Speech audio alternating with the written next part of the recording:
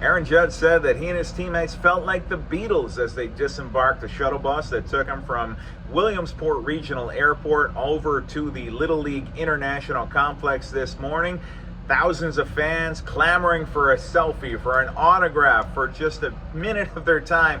The only thing they would have changed about this entire trip to Pennsylvania was the outcome. Yanks falling in heartbreaking fashion, the world's unhappiest handshake line as they are walked off by the Tigers 3-2 in 10 innings. Parker Meadows coming through with the game-winning hit off Mark Leiter Jr. after Clay Holmes gets tagged with his Major League leading 10th blown save of the year in the ninth. The Yanks were 1 out away before Holmes blew it there. And despite the outcome, Aaron Boone said he is committed to continuing with Holmes as the closer for the rest of the season. Said that there are some options in the bullpen, guys who are pitching well and can get it done, but he does believe that Holmes has pitched in a tough luck and that some of those blown saves at least were misleading numbers there. So they're going to continue to try to get Holmes right, get him back to his dominant all-star form.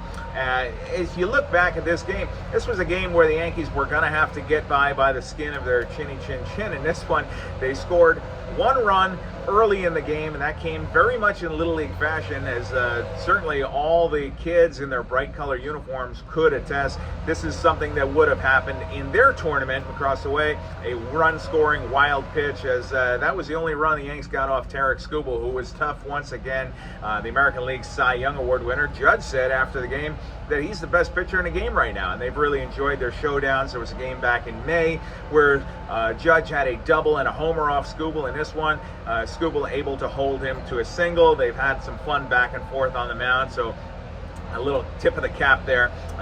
If you watch this game on the TV, though, on the television broadcast, what you might remember is from a player who wasn't even active for this game, Jazz Chisholm Jr.